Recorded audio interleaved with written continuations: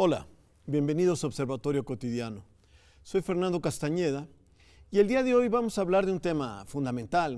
En general siempre es importante este tema, pero en este momento, además de los procesos electorales, pues se vuelve doblemente importante, que es el problema de la cultura cívica y electoral entre los jóvenes mexicanos.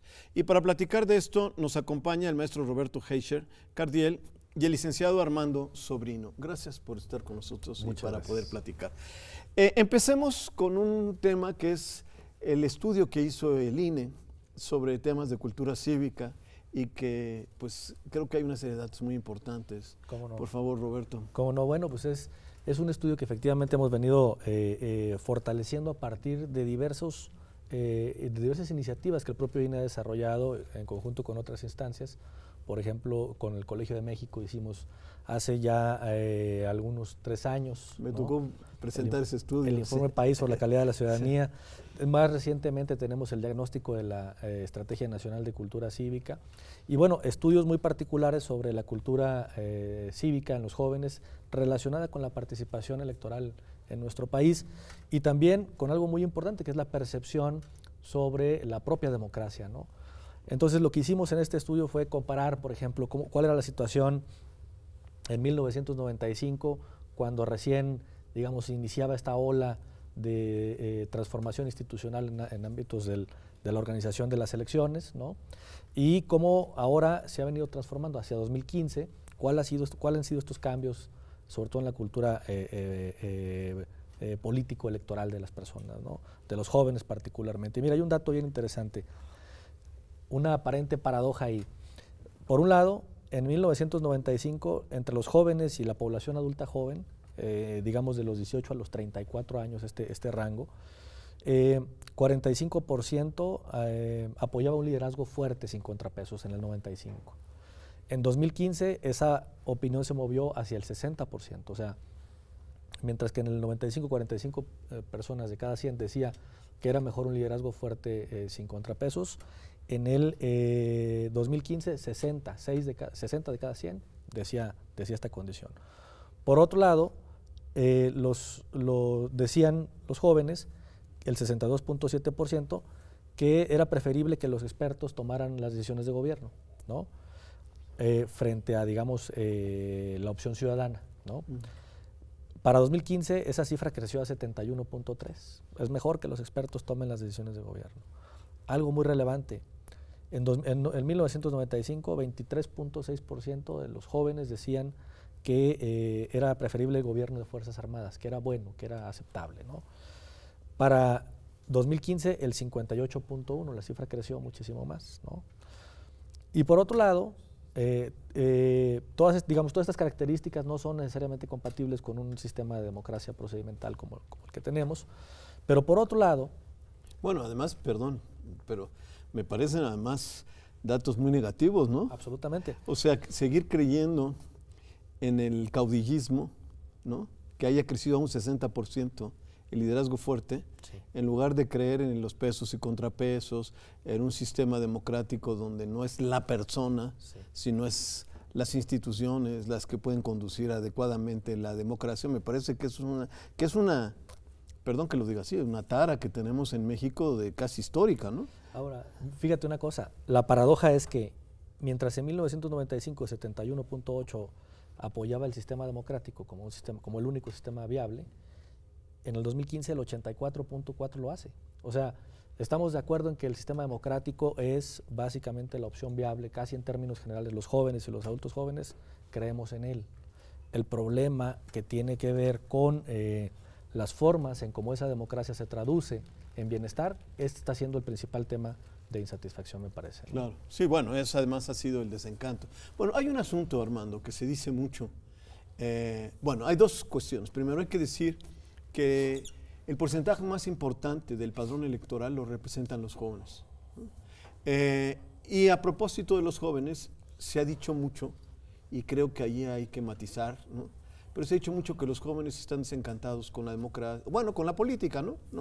Creo que es un error decir con la democracia, pero sí con la política, y entonces como que participan menos, ¿no? Los jóvenes que por primera vez votan sí participan, ¿no? Es el dato que se tiene. Pero después ya como que ya no les interesa. ¿Cómo ves ese problema?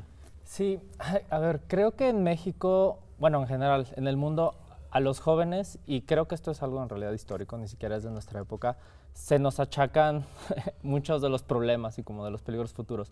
Por ejemplo, estos datos son del Latinobarómetro, ¿no? Justamente acabo de terminar una investigación sobre esto, utilizando los datos del Latinobarómetro y otros, y lo que se encuentra es que sí, efectivamente en varios países del mundo los jóvenes están aprobando con mayor porcentaje regímenes pues, de expertos que usen la mano dura o militares, pero esto es un fenómeno, uno, que siempre los jóvenes respecto a los demás rangos de edad lo aprueban, no importa en la época en la que se vea, en la década en la que se vea. Y por otra parte, en el caso particular de México, este es un alza que es general. Es decir, sí, antes era el 40%, creo, ahora 60%, pero eso sucede también con los adultos. También hay un aumento, no es tan grande como en el caso de los jóvenes. Sin embargo, creo que sí da mucho más contexto el hecho de que no son solo los jóvenes, es todo el mundo en el país. Y ese es un dato que creo que es aún más peligroso, porque el asunto no es nada más que los jóvenes estén desencantados o que estén buscando alternativas, es que todo el país lo está haciendo. Ahora, sobre el tema de que justamente los jóvenes no votan, son apáticos y tal, creo que gran parte de lo que ha pasado es que la política y en particular las instituciones democráticas se han anquilosado. Hablan un lenguaje que es ajeno a la mayor parte de la gente y es particularmente visible en el caso de los jóvenes, que aparte tenemos otra clase de códigos muy distintos a los que pues, utilizan actualmente pues muchas de las instituciones. No necesariamente porque las instituciones como tal tengan la culpa, sino porque el propio marco normativo hace que tengan que hablar cierto lenguaje. Yo vería, la verdad, el problema de la participación de las personas jóvenes más como un problema estructural en la medida de que las instituciones no están hechas para nosotros. Y otro, un desencanto. ¿Pero qué querría decir eso de que las instituciones no están hechas para los jóvenes o para la ciudadanía? No seguí eso de para nosotros, no sabías, no me quedó claro, perdón. Si lo estás refiriendo a los jóvenes o en general a la ciudadanía. Me refería en general a la ciudadanía, pero también para el caso particular de los jóvenes. A la ciudadanía en la medida de que, por ejemplo, hablando y yéndose al tema de las elecciones, las candidaturas independientes de los partidos políticos. Ambas son formas de participar, de tener el derecho a ser votado. Sin embargo, ambas son herramientas que tienen barreras de entradas enormes, que no cualquier persona puede estar ahí. Necesitas tener cierta clase de reconocimiento, dinero, conocimientos técnicos, pues que simplemente te impide el poder participar, ¿no? Y para los jóvenes esto es especialmente fuerte porque pues no solamente nos enfrentamos a las situaciones a las que la mayor parte de las personas se enfrentan, sino también a que no tenemos seguro social, no tenemos seguro médico, es muy difícil encontrar un empleo. El tener cierto rango de educación ya no implica que tengas acceso a un empleo de calidad, sí, etcétera, ¿no? Bueno, pero a ver, ahí hay dos cosas que salen que son importantes, efectivamente, y que refiere Armando. Hay por un lado un tema de profesionalización de la política, que yo no veo mal, digamos, ¿no? Pero el error es cuando la profesionalización de la política supone que se tiene que hacer a un lado, digamos, la parte de la política propiamente y del ejercicio democrático. ¿Qué quiero decir? Los técnicos y los especialistas, y a veces nosotros lo confundimos, y creo que es un problema de no información, de que a veces no entendemos cuál es la lógica de la democracia. Los técnicos, los profesionales son importantes en los aparatos burocráticos, pero no los liderazgos. Los liderazgos deben ser liderazgos netamente políticos, si no acabamos con la democracia, ¿no? Y esa es una esencia de la democracia, ¿no? Decía Tocqueville, ¿no? Que a propósito de la discusión de si la aristocracia era la verdadera clase política y la mejor clase política en la historia, ¿no?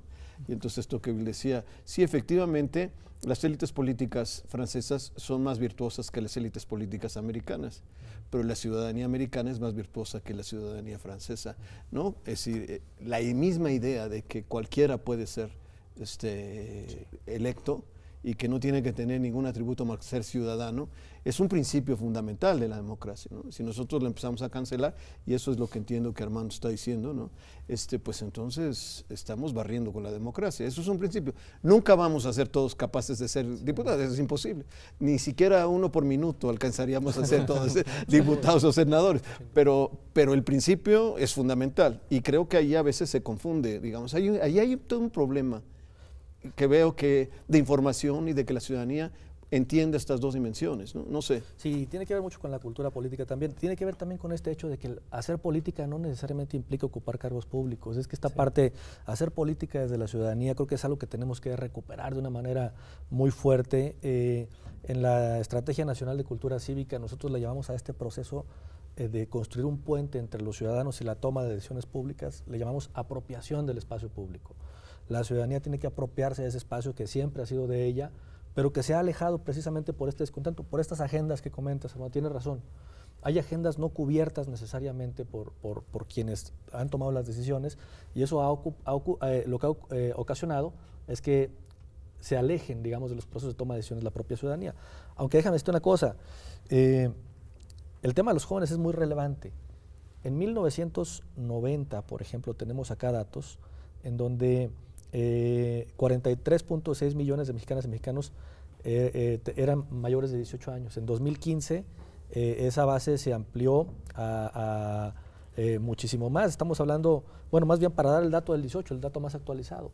Estamos hablando de que ahora seremos cerca de 88 millones, es decir, se duplicó la posibilidad de personas que pueden decidir en elecciones. Pero los jóvenes han reducido su cuota de participación. ¿Por qué? Pues por el efecto demográfico, ¿no?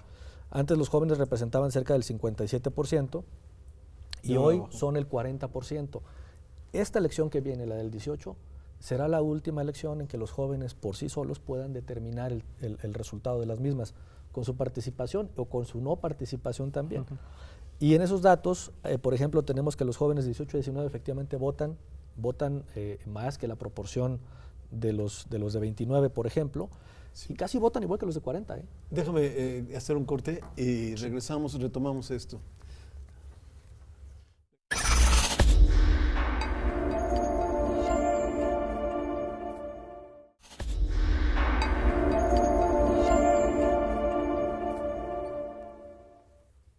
Regresamos. Estábamos viendo esto de la transición demográfica y todo lo que significa para el proceso electoral.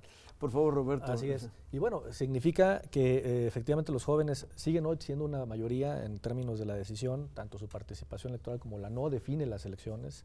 Entonces, sin embargo, hay otros temas ligados a ello. Tiene que ver con estos accesos a la educación, a la salud, al empleo. Tenemos jóvenes, hoy la juventud tiene mayores niveles de educación, mayores niveles de escolaridad.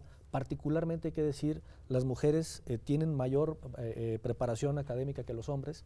Es la primera vez que en una elección presidencial, digamos, va a ocurrir esta transformación, donde son las mujeres más todavía con más altos niveles educativos que los hombres, pero básicamente esta es una juventud con mayores niveles académicos, pero con menores oportunidades de empleo en relación al comparativo con 1990, por ejemplo, que veíamos.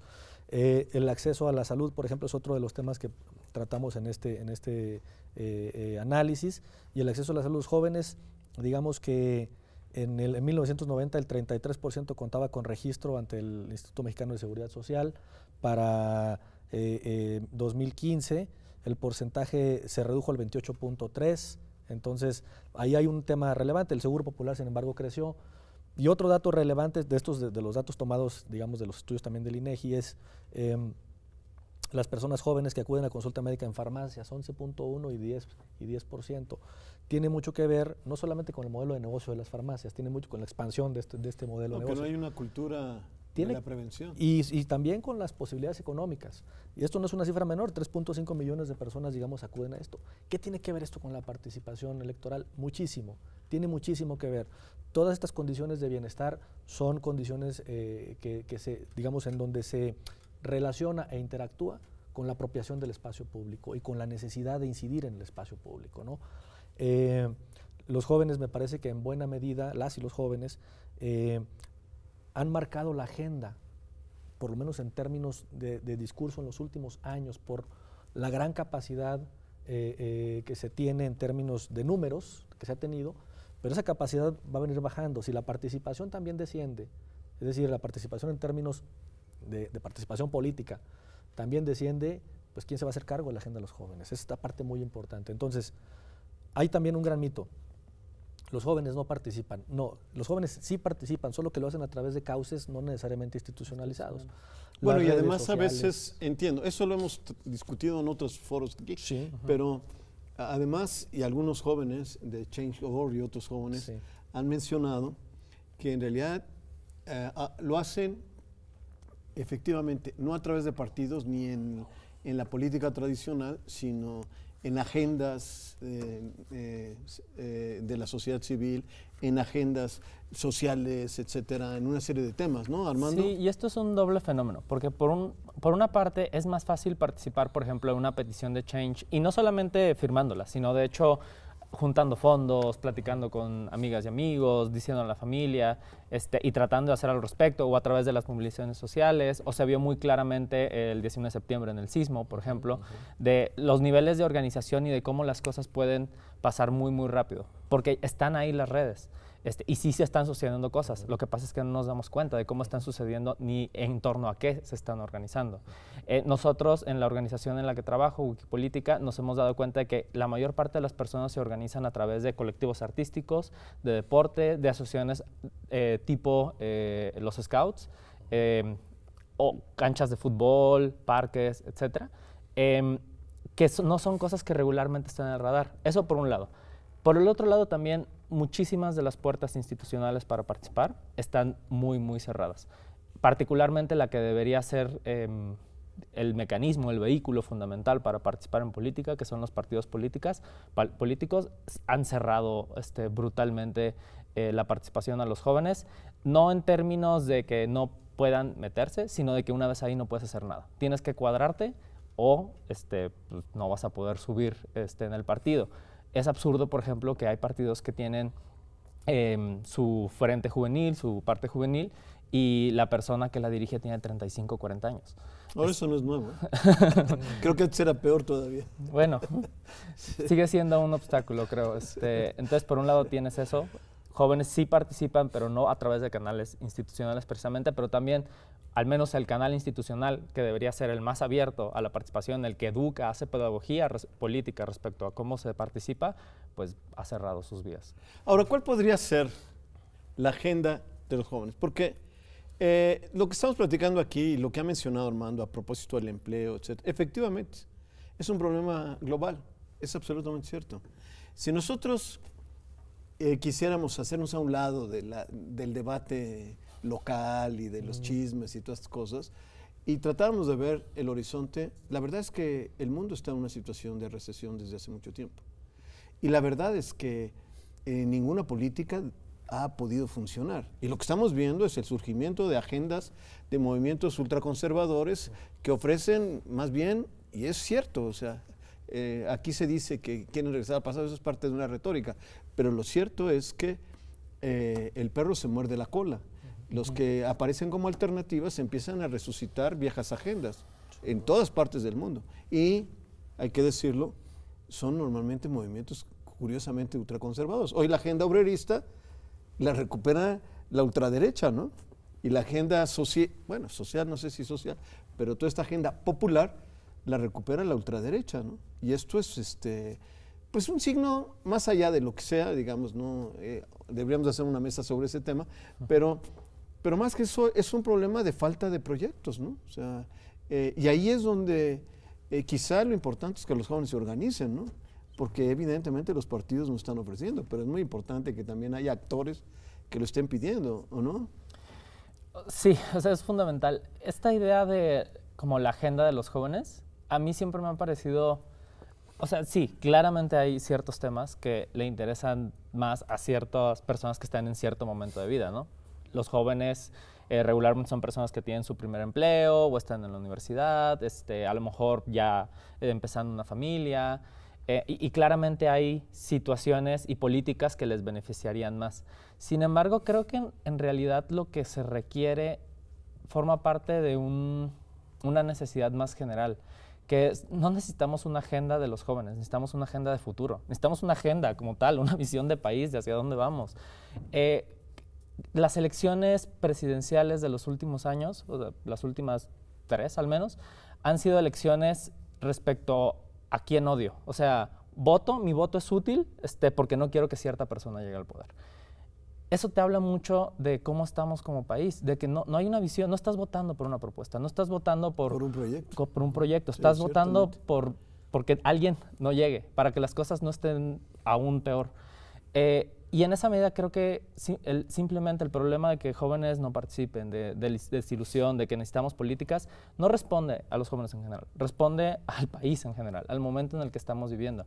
Sí creo que gran parte del futuro está en que pues, las personas que ahorita no se están organizando se organicen, pero creo que nuevamente es algo mucho más general. Quizá lo que puedan traer las nuevas generaciones es frescura en el debate, es un nuevo lenguaje, es el uso de las nuevas tecnologías de la información y comunicación, pero no es una tarea, creo, de una sola... Pero ¿no crees que eso es un viejo tema en la política, en la teoría política, en las discusiones políticas?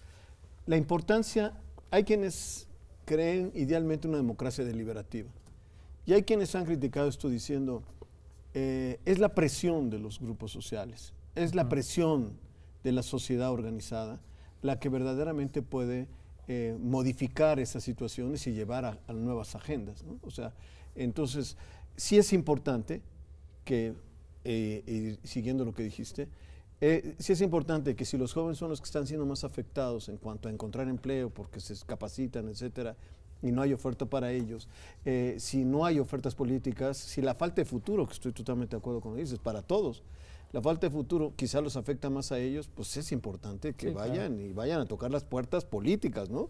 No solamente la acción que es muy legítima y muy válida, pero que vayan y reclamen y digan, yo no vengo con este partido, yo vengo con esta agenda, ¿no?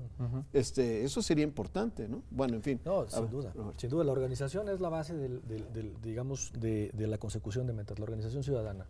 Y los esquemas de exigencia, donde se elevan los contextos de exigencia de las autoridades, pero también la propia sociedad en su conjunto, provienen del asociacionismo, y en México es muy bajo todavía, nos asociamos poco en términos generales, nos asociamos poco para investigar en el ámbito académico, nos asociamos poco para emprender en el ámbito, digamos, empresarial propiamente. En el ámbito de la política hay datos ahí que nos arrojan esto que les comento, digo, muy poco se platica, digamos, de política propiamente entre los jóvenes. Teníamos por ahí algún dato en donde los jóvenes de 18 a 29, 35% dijo platicar de política con sus amigos. Los de 30 en adelante platican cerca del 40%. En fin, tiene mucho que ver también con la etapa de vida, no solamente con la edad, sino la etapa de vida, es decir, si tienes descendencia, si no tienes descendencia ya, todo lo que vincula, la agenda cambia conforme cambian los propios intereses y eso cambia también conforme la edad en la que nos ubicamos. Pero algo que no va a cambiar son esta operación, digamos, casi meramente aritmética de los votos. El 40% tiene la posibilidad hoy de definir cuál va a ser la agenda en términos electorales, que no se agota ahí. Lo importante es efectivamente llegar a participar a través del voto libre, que es la base, digamos, de una democracia moderna, pero después hay que involucrarse en otros terrenos, involucrarse en la exigencia de la construcción de políticas públicas que respondan a determinadas necesidades. Lamentablemente se nos acabó el tiempo. Es una lástima porque en realidad es un tema muy importante y yo me quedo con esta cuestión.